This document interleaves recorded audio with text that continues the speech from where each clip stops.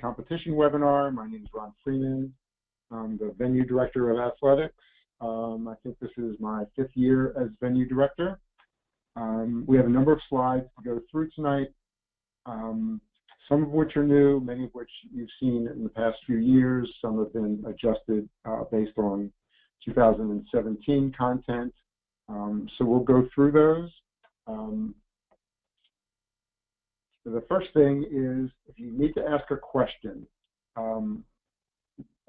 what you need to do is type it into the question box on your webinar control panel, and the moderator will either read it to the group, or you can raise your hand by pressing the raise hand button on the control panel, and the moderator will, depending where we are time-wise, will unmute your line so you'll be able to ask your question directly. And as a reminder, this webinar is being recorded, and a copy of the slide deck will be sent out, and this webinar will be uploaded to our YouTube channel and hopefully tomorrow. This is our agenda for this evening. I've already done the welcome, so we're way into making a lot of progress here. Most of these slides, probably up through the slide about Nixle, I will go through and talk through them. The general slides, which are common to all of our pre-competition webinars and our HOD webinar, will be towards the tail end of the presentation, and Steve Bennett will go through those in a little bit. Okay, our management team, our competition team. Everyone here has been doing these roles for a number of years. The one change that you'll notice is, if you remember, Dan Jarkowitz, who has been our clerk of course for as long as I've been doing athletics, is unavailable this year. He's got a wedding in his family. So Kelly Cox, who most of you know, who was SOMD staff, will be back working the track this year as a volunteer, and we're going to have Kelly doing the clerk of course.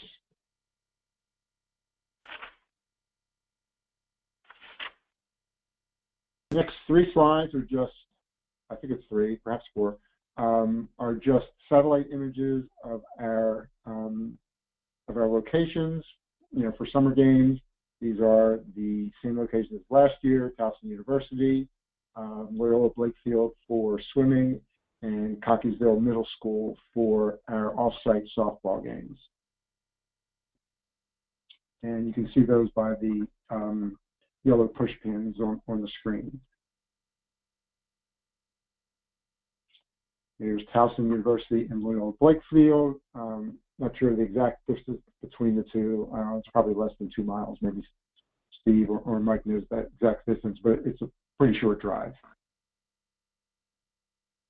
Or bus ride.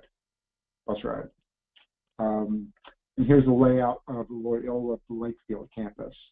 Please note, if you have an interest in watching some of the swimming competition, the parking restrictions, we really emphasize using the shuttle back and forth from Towson, because parking is extremely, extremely limited. And here's a layout of Cockeysville Middle School, so you can get there if you're inclined to watch some of our softball competition. And as noted in the first bullet, there will be a limited number of team games will be at the stadium at Towson University. I'm not sure if the schedule has been worked out for that yet, probably not, but you'll see that coming up when we get a little further along. Okay, here's the 2017 Summer Games Towson University map.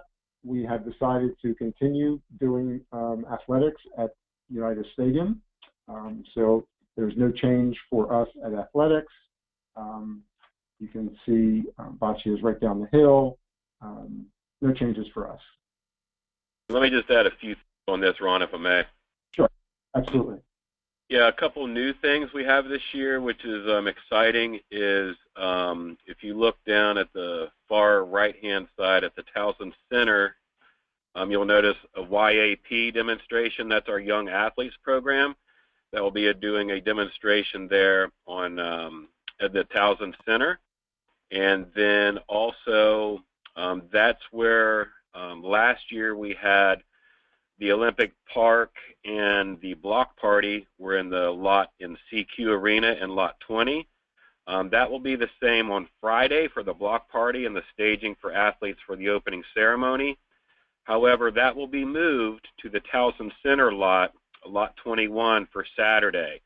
That's also where, weather permitting, we will have some activities there throughout the day, merchandise sales. That's where the family hospitality will be located for all those on Towson University campus.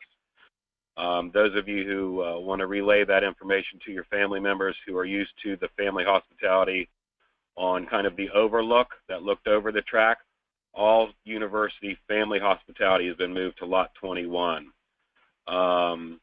We also will have the dance will be weather permitting outside in Towson Center, again, lot 21. And we've also changed a few of the housing locations this year. Up in the top right corner, you'll see the housing locations are Glen Towers C and D. And then also to kind of right directly across from that to your left, the other housing facilities we have are Douglas and Towson Run Apartments.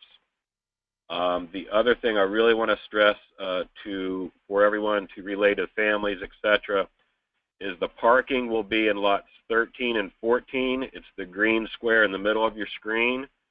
And we will talk about transportation a little later, but there will be loops running throughout campus throughout the day to have family members get from that lot as well as the volunteers from lots 13 and 14 throughout campus at each of the competition venues.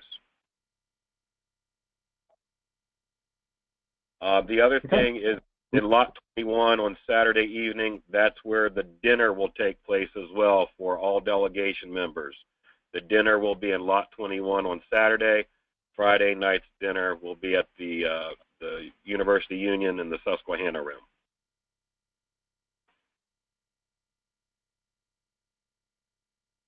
Now I'll say okay. Is that it? Yep. Okay, let's moving forward. We have 3 or 4 slides showing the venue map for athletics. We're showing the we're showing currently 3 mini-JAV softball throw areas, one being a warm-up area, which, you know, we've had this in the last 2 or 3 years. Not a whole lot of areas have used this as a warm-up area. Depending on our numbers, if we can you know, get enough volunteers, and if we have a substantial number of mini-JAV and softball athletes participating, we may open up the 3rd vector for actual competition. So we don't have those numbers yet. You know, we're still advancing athletes from events over the weekend, but we'll clear this up. And so just as a possibility, we may have that 3rd vector going as for live competition. The only other change from last year to this year, I mean, last year, if you remember, we didn't have that volunteer tent we had in previous years, and that's also the staging area for our wheelchair athletes. But that tent is returning this year, so that will be a slight change from last year. Everything else, track staging is the same place, field staging the same, awards underneath the scoreboard, everything else the same. Next few slides sort of break down in a little bit brighter or a bit bolder font where the start lines are, where stadium seating is.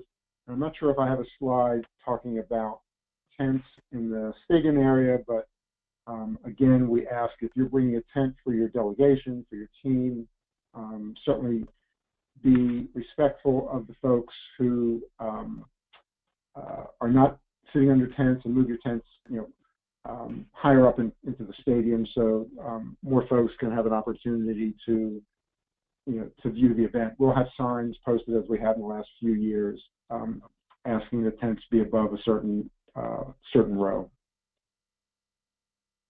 Ron, this is Mike. Just as a reminder also, and I apologize if you have this further in the slides, but just a reminder to folks that if there may be the need for us to tell folks to take their tents down.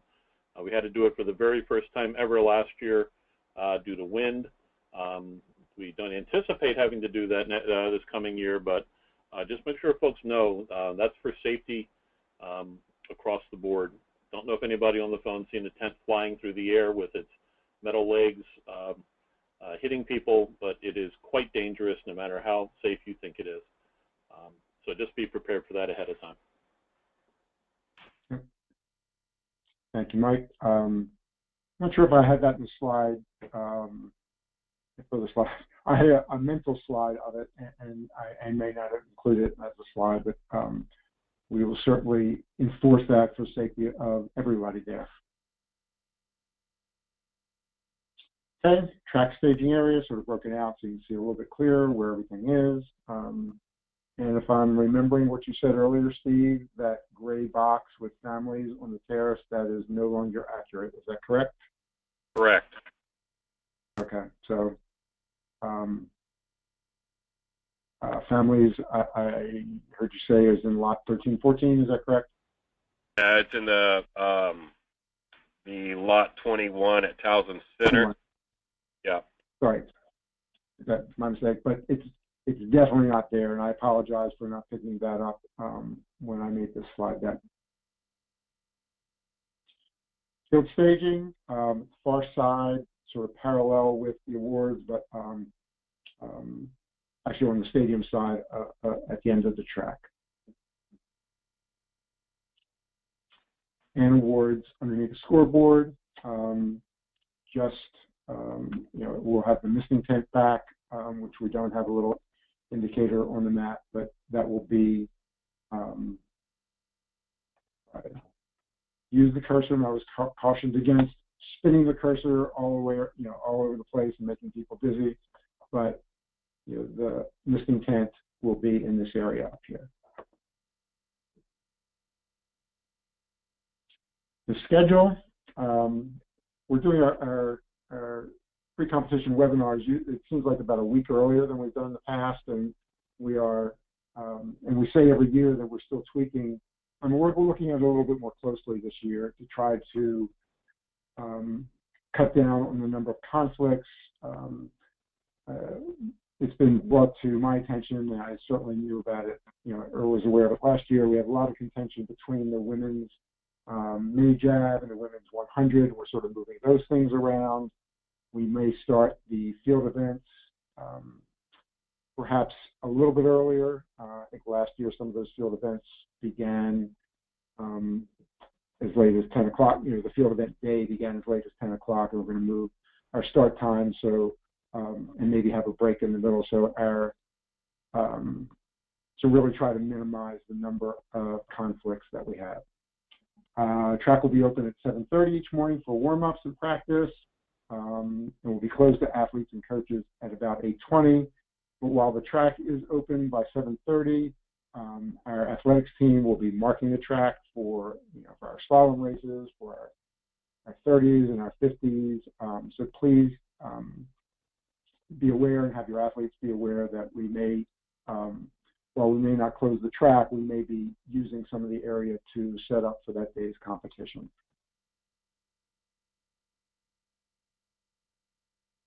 As I said, I've sort of changed this based on what I'm hoping to do, and still working on it. We really need to see the numbers, but the events, except for how we're doing the field events on the certain days to eliminate conflicts, are essentially the same. On Sunday, we'll start with the hurdles and do our depending on our entrance, obviously, our long races first thing on Sunday morning, the 5K and the 3K if we have athletes doing one or we have entrance in both of those. On Saturday, we will begin on the track with the 1500.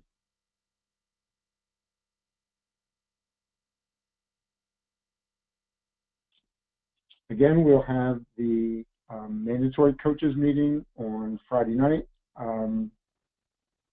where the packets will be given out with the distribution, the usual package of material that you typically get. We'll have a little slight meeting to go over the days. I'll be getting back from you any final relay, run orders. Steve, correct me or tell me if we've got a room yet. We probably, for the Friday night coaches meeting, we may not at this time, but that will be communicated. Do we have a room for that yet, Steve? Do you know? I'm not 100% sure on that, Ron. Okay. It'll certainly be communicated when that's been finalized. The slide's sort of an example of the material that you'll be receiving, in addition to summary sheets showing, what will be, how we'll be executing both of those days, Saturday and Sunday.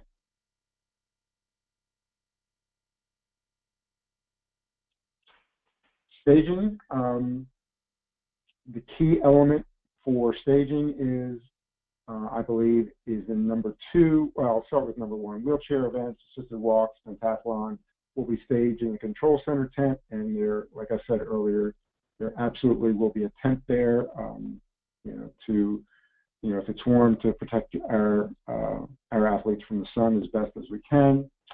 In paragraph number 2, athletes must be in the staging tent a minimum of 15 minutes prior to the scheduled start of their event. So you'll have your schedule. We ask you that you get your athletes in the staging tent on time.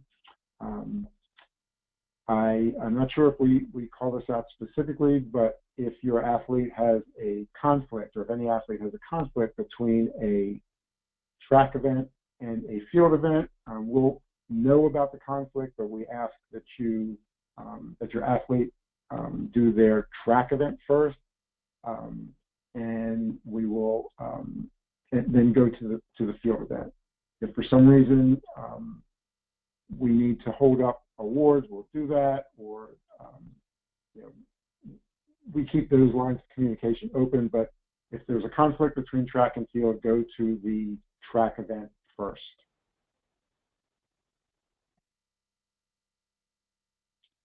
If an athlete misses his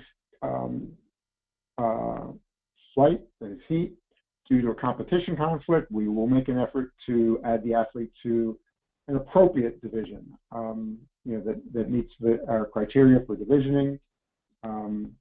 It is possible that an athlete might not be added to another heat. If I had a point and I lost it. We will not be adding athletes to if they're not registered for a division and it's not been authorized by either myself or Chris McGinnis or Bill Wood, then they may not compete in that event. And the reasoning, I'm sure most people realize, is all this is done based on age and sex and their abilities. Adding them to another flight is either not fair to that athlete or not fair to the athletes in the added flight, in the divisions they would be added to. We will have our escorts escorting our athletes from the staging area to the start line. They'll be capturing any badges and not badges, awards or anything that's hanging from their neck, and take it to the finish line. Or if it's a field event, they'll have it there for them. They may not, and we'll have a slide a little bit later on about uniform and what they can and can't wear. The pentathlon athletes will be escorted as a group. I'm not sure the numbers we have yet, but Lloyd Grayson will be our coach escort, not coach, but our escort for the pentathlon. Lloyd's been doing that for a number of years. Ron, as of now, we only have 2 folks in the pentathlon. I don't know if there are other entries to be made. Okay. As in the past, each head coach, that's one head coach per delegation, will be issued 2 credentials that will allow one coach into the staging area for the sole purpose of assisting athletes with stretching in preparation for their upcoming event. You can transfer those to another coach to use those credentials at your area's discretion. The third bullet point, pretty important, staging personnel and escorts will not be searching for athletes who have been moved by their coach out of the staging area. If they're there, stay there. Only exception is, if you're being staged for a field event and your track event is called, you can go over, do your track event, come back to the staging area for your field event.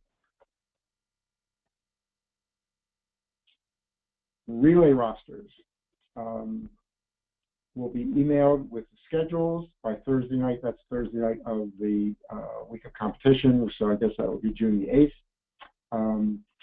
Please bring any run order changes to the coaches meeting on Friday evening. Changes on Saturday for the 4x2 or Sunday for the 4x4 and 4x1. They're due by 10 a.m. for that day's events at the control center. I'm really asking because it's so difficult when we're getting changes for relays well beyond that 10 o'clock. I know, if it's one team, they think, well, it's no big deal, to change this either run order or put in an athlete or take out an athlete. But once we printed them and start distributing copies and we're getting changes, it's a big deal to us. It causes a lot of extra work. So we're going to try to hold fast to that.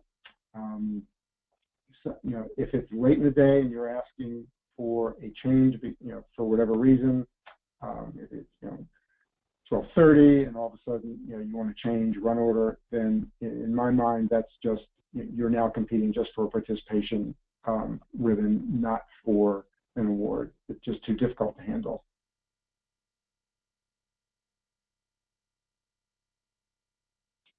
Our relay rules, no different than in previous years. Our marshals will show the beginning and the end of exchange zones to athletes. We'll show them the fly zone. We'll return your runner to the middle of the exchange zone. If you coach them differently, you want this athlete at the front or that athlete at the back of the zone, they're free to move within the exchange zone.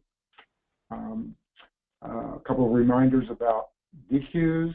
If your runner impedes another team, even after they've completed their exchange or even after the race has completed, and they are finished, but another team is not, if they impede another athlete, then your team will be DQ'd.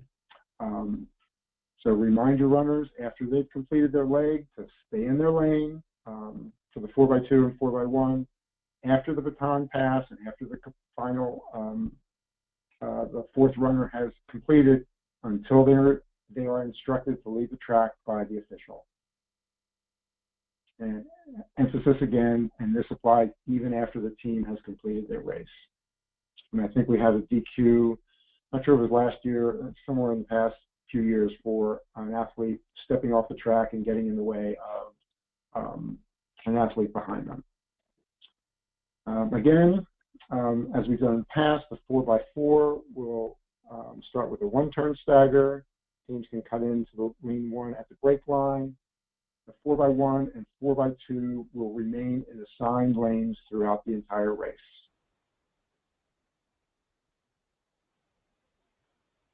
Athletes Control Center, where you're used to seeing it.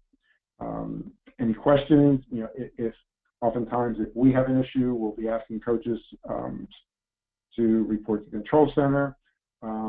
Stop by each morning to see if there's either any material or any update or anything that we need to relate to you. And that's typically, unless you hear differently, that's where you need to report if your name is called over the loudspeaker. Since we are so far out from the actual competition, I have not put in any forecast slides for the weather, but as has happened in the past, if it's only rain, we'll continue. We compete through the rain, unless it's a torrential rainstorm. If there is thunder and lightning, we will move inside, as we have, I think it was 3 years ago, near the track staging, and we'll wait for the announcement, number one, to move this location, and we will start our competition when SOMD and Towson University tells us it's safe to begin again. So even if it's raining, don't assume that there's going to be a delay unless you hear it announced over the main PA system. And when we resume, we will begin at the same point where we ended. If we have a big delay, two things. Number one, we're likely to be short of volunteers, so be cognizant of that. And it may be a little bit more difficult for us to get through the day. But also, if it's a long delay, we may need to reschedule some events for Sunday. So again, we'll communicate that at the time. We'll have adjusted schedules for you by Sunday morning. Uniforms. Athletes not in proper uniform will be disqualified. Our intention is to catch this at staging and not allow athletes to go out to the actual field event or to the start line. But it is the coach's responsibility to ensure your athletes comply with this rule. If you have a question, come see me, come see Chris McGinnis or Bill Wood for a ruling. I think the next slide has some details, but if your athlete is there in inappropriate athletic behavior, we're not holding up divisions for them to, if it's on time, we won't be redivisioning those athletes, and we won't be holding up that heat.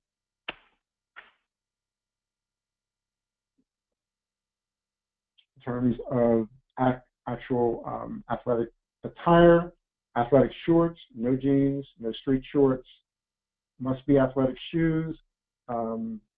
If your athlete is showing up with something other than athletic shoes, they can run their track events in their bare feet. But no loose jewelry, medals, ribbons when competing. We'll try to catch that. We'll ask our escorts to catch that. But generally at the start line, either Scott or this year Kelly, we'll give those to the escort. They'll carry them down to the finish line where your athletes can proudly wear them again. No headphones. We ask, it is so much easier for our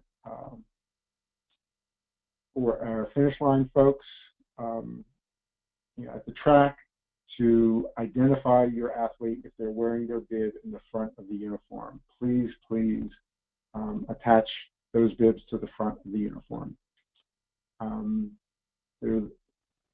Next to the last bullet point, the spikes, no more than 11 spikes, no more than 1/4 inch long, and 4 millimeters in diameter.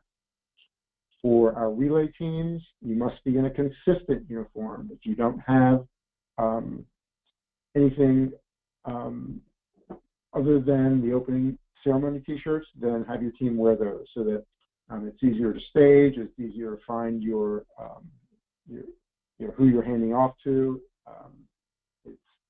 So we insist that each team wears a consistent uniform. let us know if anyone will be using number one starting blocks and what events they are registered in, and if any of your athletes need a guide rope or some other accommodation, you can send me an email as soon as you know. So we can make note of it for all of our track officials. Maximum effort rule. The percentage we're going to be using, as we've used in the past few years for maximum effort, is 25%, giving allowing for any variances over the qualifying events based on weather or any number of other things. But that's the percentage we're going to use. As the past, I think it's 4 years, perhaps 5, and only an athlete can submit a protest under the maximum effort rule. An athlete can file protests under any rule, actually, in addition to the head coach. We will rule on the maximum effort rule based on the 4 bullet points at the this is the possible criteria and results based on, well, not based on, but those are the 4 possible solutions to a valid protest under the maximum effort rule. As I say every year, protect your athletes. If your athlete has trained hard and someone has gone in their division so much better than they have in the past, file your protest. Protect your athlete. Everybody wants to do the best that they can, and that applies whether it's a maximum effort rule or anything that you feel that there's a violation for, that you want to file a protest. I'm happy to judge and rule on any protest that's been submitted. And your protests need to be filed within 30 minutes of the posted results. Head coaches and athletes can file protests. In the following slide, you'll see an example of the protest form. But I will say in advance, if it's a judgment call, if it's something that either a field official sees or doesn't see, or something that a track marshal sees or rules on, I won't be overruling any judgment call for any of our field officials, or track or field officials. If it's a rules error, a misreading of the score, maximum effort, other things like that, then we'll look at those. But if it's a judgment call, then the rule of our officials is the law. In the past, and I know we can't prevent this, I'm talking to the head coaches, I'm not talking to all the parents. A number of times I will be handed a phone with a video showing the people crossing the finish line. To the best of your ability, tell your parents and your family members, I won't be looking at anybody's video. That's not part of something we can do under the track and field rules. So we will be using the results handed to me from the finish line. If once I've ruled on a protest, you certainly have the ability to appeal that ruling. Those appeals are not heard by me. They go to the Sports Rules Committee, and they can be filed by the head of the delegation within 24 hours back up into the main control center up in the Minikin room. Our protest form, I'll have these at control center, and like I said, protect your athlete, do what you need to do so that your athlete gets the award or the medal that he deserves based on his or her effort. Down at the bottom right, again, you'll remember these are 3-part paper. The white and yellow copies will stay at the control center, and The yellow will be attached to the revised results. If the protest is honored, the pink copy is for the coach. Nixle, this will be especially helpful if there's questionable weather on Saturday or Sunday morning. You can certainly see what it is, text messaging, and here is second bullet is how to subscribe.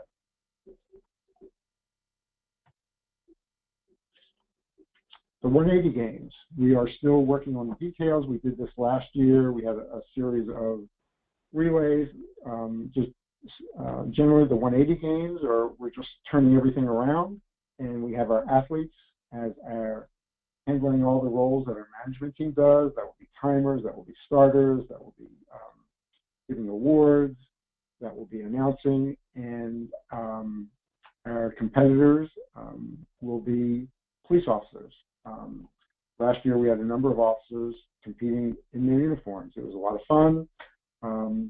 If you can, I know it's a little difficult. We do it as the last event of the last thing on Saturday's competition.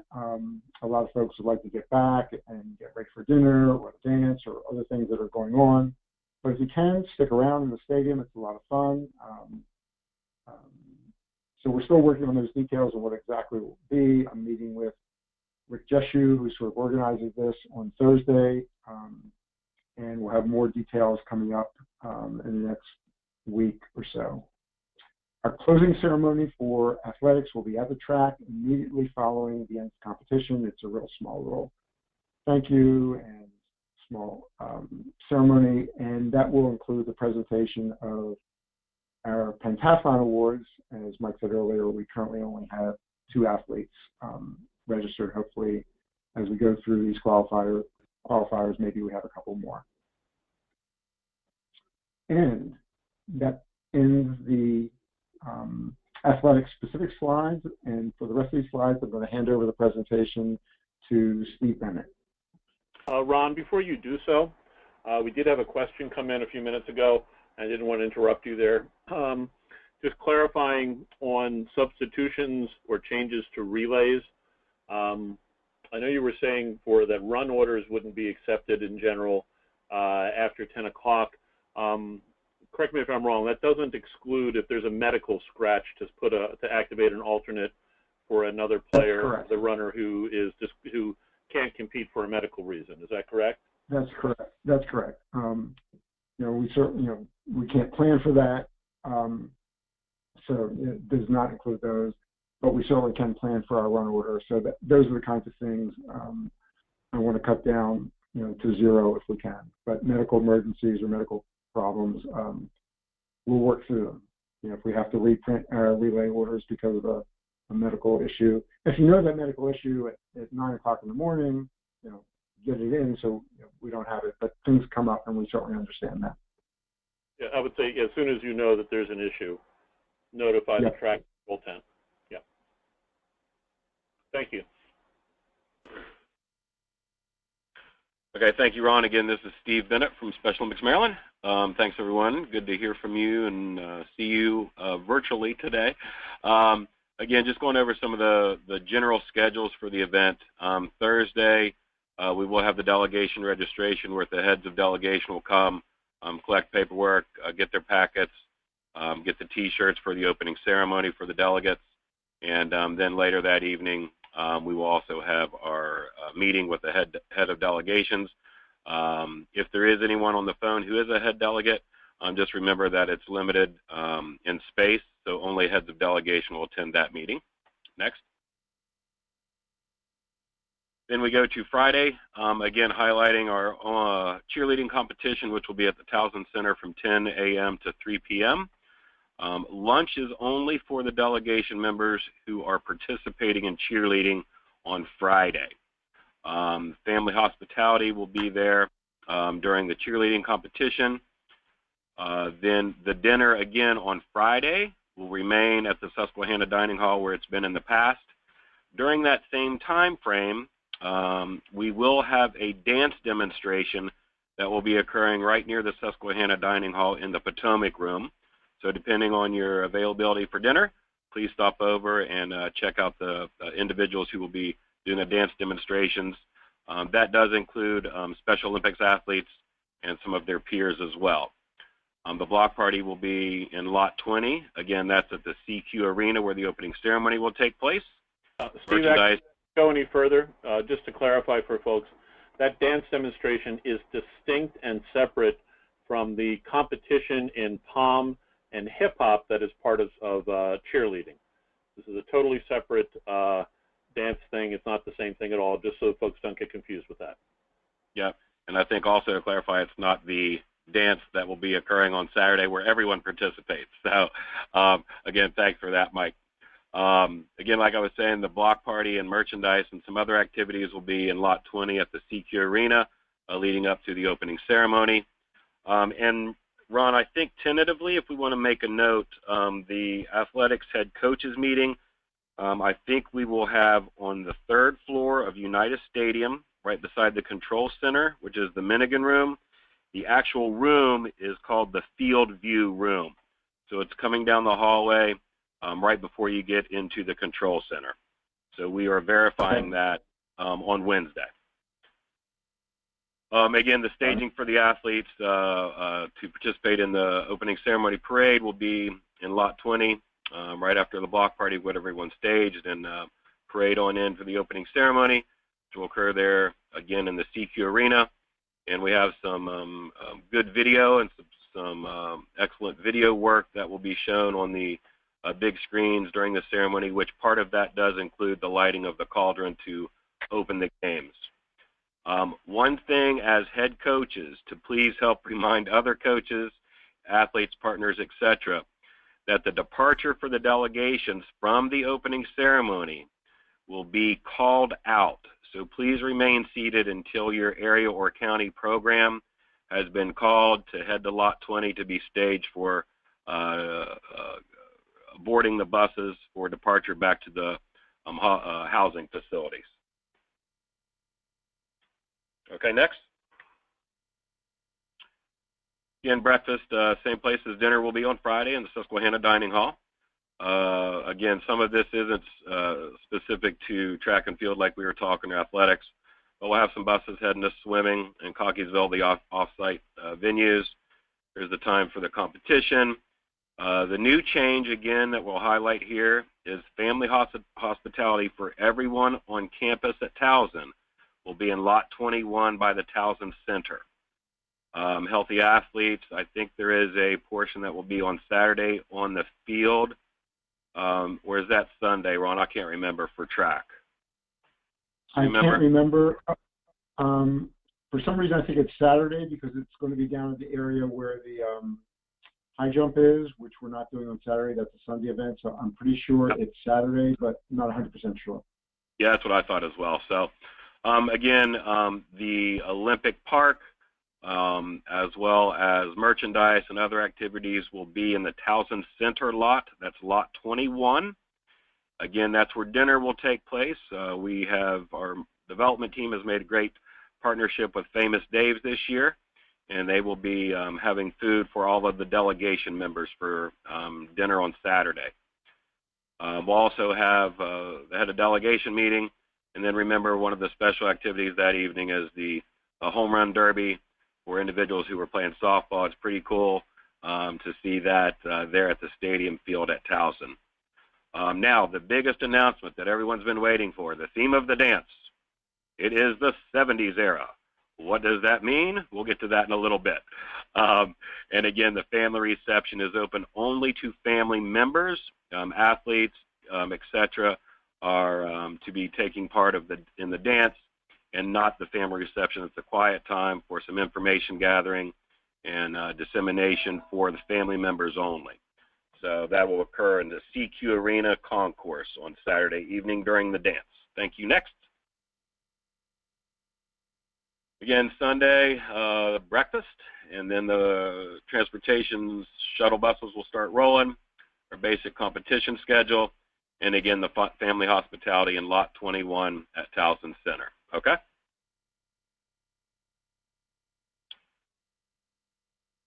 The opening ceremony and block party, we pretty much all kind of talked about that. The parade staging will start around 6:30.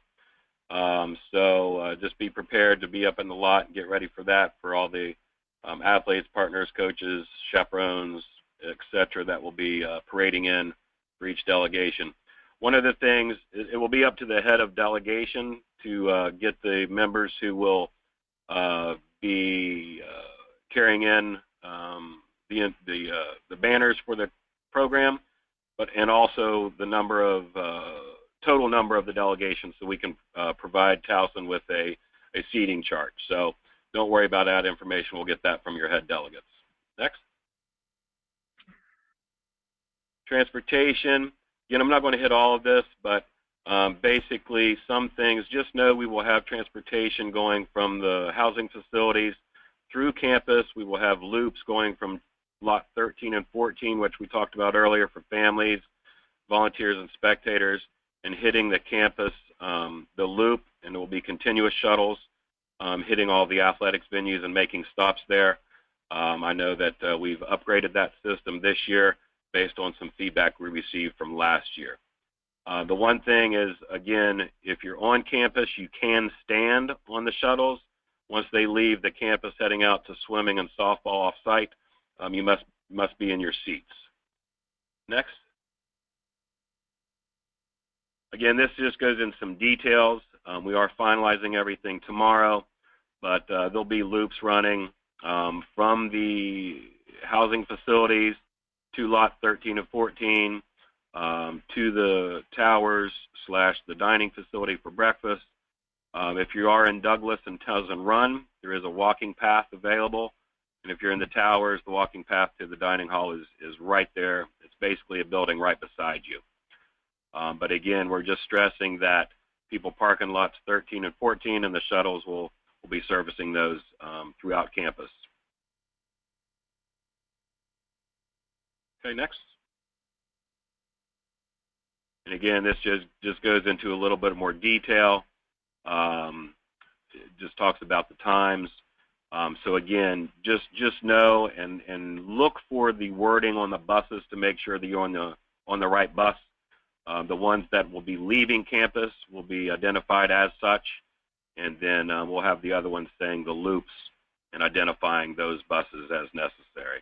And again, also want to reiterate that all buses on campus are wheelchair accessible and have lifts, so no need to stress out about that if you have any individuals who use wheelchairs. Okay, next. Again, basically the same thing. I'm not going to go into detail. It's just talking about the times. But again, you will be able to board these buses at the University Union Garage Loop, as well as the stops by the housing residential areas. Okay, next. Just a couple notes there. Again, we talked about the wheelchair lifts. They'll be running all day, most of the day Friday, and then all day Saturday and Sunday until the end of competition. If competition does run late, the buses will not stop on their designated time. They will continue to service those competition venues until the end of the day and the competitions conclude. Okay, next. Steve, actually, before you go to the next slide, can you go back for a second? For the paratransit transport, will they actually do 20 minuets in advance? Okay, I knew that was a catch, and Mike, I'm glad you caught that. You'll get a cookie tomorrow. Yeah, George is actually checking on that one tomorrow, so it's either 20 minutes or 20 minuets. It's part of the dance competition. Yeah, nobody's perfect, so thanks. We'll go on to the next one, Mike, or Ron. And then again, this is just addressing lots 13 and 14. If you look at the picture to the right of the text, there's actually, you can walk from 13 to 14 down the little slope if you've been there before, down the hill to the left, or there's a nice little easy path walking around to the right, following around the hill of the stadium. So either way, there is a nice easy walk path to get into the stadium for the athletics competition. Okay. Again, it's just talking about the ceremony, which we talked about. Just stay in your seats until you're called as a delegation. We'll board the buses and head out from there. But again, just kind of relay that to everyone. It's going to be the same message that everyone receives in the webinars. So your assistance with that will be very useful to us, keep an organized departure from the opening ceremony.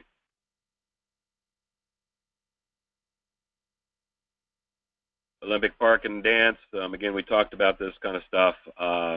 You'll see the activities. But again, here we get to the biggest announcement of the day. The theme, the 70s era. Bring your disco and hippie outfits and be ready to boogie down. So that's what the 70s era's message was, is it's disco and hippie outfits. So I'm sure we'll see a lot of great costumes for that. Again, the Young Athletes program will be open house in Towson Center on Saturday from 10 to 1. If you have a chance, please go check it out. It's a great activity for the younger athletes getting ready to join our program and hopefully could stay with us to get to the competition.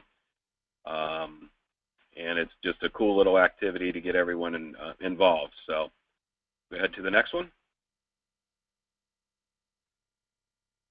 Talked about the family hospitality. Most likely it will just be at Towson University. We are looking into possibilities for the off-site venues, but right now it's only going to be at Towson University. And there's the times for the reception, etc. So I'm not going to spend too much time on that. Go ahead. Again, just talking about the meals. Registered delegates will receive those meals. Dinner for delegation will be provided on Saturday at the Olympic Park. So don't go to Susquehanna Room on Saturday. Go to the dining from Famous Days in Lot 21. If there is inclement weather on Saturday, we will move it inside to the Towson Center. And here's just kind of for others who want to purchase meals, these are approximate prices. So we're working with the vendors to see what they come up with. But again, this just gives you an idea of what the price range will be around, not exactly. So next. Control Center, like we said, is Minigan Room. If you have any questions, you can have your head delegate contact the management team. We want to kind of keep the limitations to the head delegates, if anyone coming into the Control Center. Again, our housing locations are Towers C and D, and in Towson Run and Douglas, you'll get that information from your head delegate. Just a reminder that all keys are to be returned at the front desk on Sunday upon departure of the rooms. So first thing in the morning, go ahead and get your keys in so we're not hunting you down and having to charge anybody for any missing keys, etc. Sorry, I'm running through this a little bit, but I'm looking at the time. We've got about 3 minutes, so I want to give some questions. Again, this is just a qualifying year for the 2018 USA Games. They'll be held in Seattle, Washington. And obviously, athletics is one of the sports that will be selecting athletes from to participate representing Team Maryland at those games. The drawing will take place a couple weeks after the summer games, once we get all the official results in, have a chance to work with the area county program directors to verify the individuals who are on those lists to be potentially selected. Next. And there's our questions.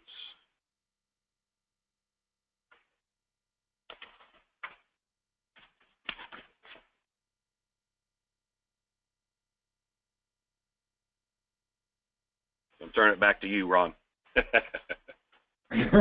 Okay. Steve, we do have a couple questions on dinner. I know we'll go over it in detail with the heads of delegation, but seating arrangements, there it's outside, correct, not in tents, but there will be tables and chairs from Famous Dave's. Is that correct? That is correct. Okay, and then also, while it is Famous Dave's and Famous Dave's is famous for its barbecue, there will be vegetarian options and gluten-free. Well, barbecue is probably gluten-free, but there will be arrangements made for special needs for meals, correct? Yes, our development team is working with them. They're well aware of our needs for the special meals, correct. Okay, and then another one that came in through the web, or through an email rather, from Don, who was having trouble with the connection. For gluten-free, for any special meal needs, you'll go over with HODs on submitting those needs. Is that correct? That is correct as well. Okay, thank you. I don't see any other raised hands. Other than Dave Lang was asking again about the vegetarian. Do they need to be pre-ordered? And again, as Steve said, although you may have been typing it as he was answering it, dinners, any special meal needs would need to be arranged through your head of delegation in advance, and Steve will go over that with them during their session. Any other questions? Krista Gil Snyder, you are unmuted. Go ahead and ask your question. Last year I have an athlete that did the running long jump barefooted, and I thought I heard that if they come in without shoes that they're allowed to compete barefooted, and I just want to make sure, because we had the issue down there that one of the track officials told him he couldn't, and then we had to have it overruled, and he got himself really upset, and then he couldn't jump last year, and I was just making sure that that was what I heard when we were doing this webinar. Yes. We didn't specifically talk about the running long jump, but barefoot is acceptable in the running events, and correct me if I'm wrong, Mike, that would be acceptable for the running long jump as well. Yes, I wouldn't advise it, but it is legal within the rules to run, to do your events. Okay. Such as a running long jump. Any implement event such as a shot, etc., that is not for a safety reason. No, he wears his shoes for the shot put. He just prefers to jump without shoes on. Okay. That will be permitted. I'll try to talk to each of the specific venues so that that's clear, so it's not even a question this year. Okay, thank you. You're welcome. And that is, I don't see any others, and we're just about where we need to cut. So, I think that's it. Thank you, everybody. Great. Looking forward to seeing you all in a few weeks. Thank you so much.